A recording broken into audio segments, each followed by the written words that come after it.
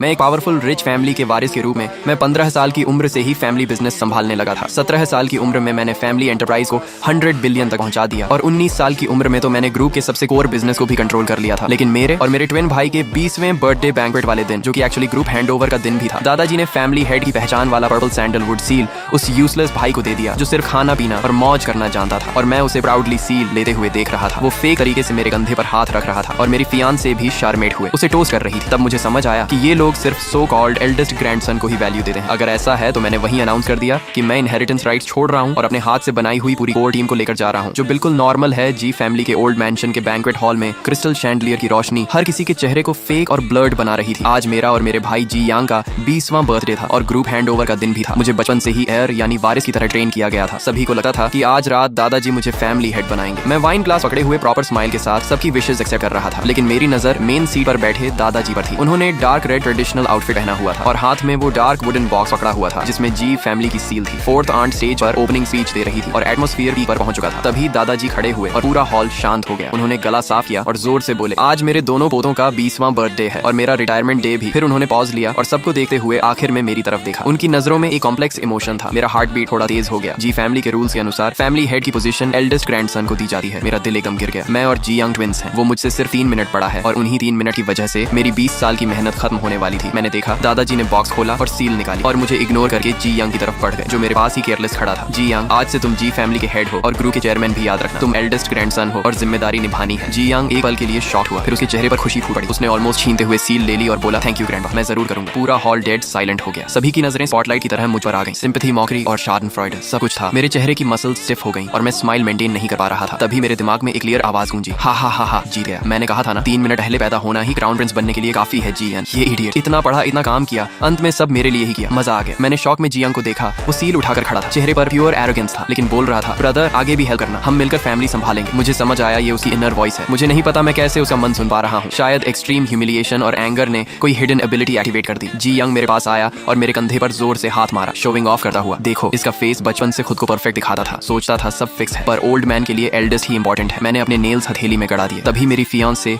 Liu रुयान wine लेकर उसके पास गई। उसने वही ड्रेस पहनी थी जो मैंने उसे गिफ्ट की थी। उसके चेहरे पर ब्लश था और आंखों में चार्म। जी यंग ब्रो, कांग्रेट्स, फ्यूचर में मैं आपको टोस्ट करती हूँ। उसने मेरी तरफ देखना भी जरूरी नहीं समझा। उसकी इनर वॉइस आई, अच्छा हुआ हमने बड़ा चुना, जी अनकेपेबल है। तो क्या जी फैमिली जैसे ट्रेडिशनल क्लैन में ऑर्डर ही सबसे इंपॉर्टेंट है? अब मैं जी ग्रुप का कंट्रोलर हूँ। मुझे सब समझ आ गया। मेरी सारी वैल्यू उन 3 मिनट के सामने कुछ नहीं थी। रूल्स और ट्रेडिशन बस मीडियोक्रिटी को बचाने का बहाना है। मैंने जी यंग को लियू रुयान का ग्लास पीते देखा और उसके हाथ को टच करते देखा। मैंने दादाजी को सेटिस्फाइड होते देखा और रिलेटिव्स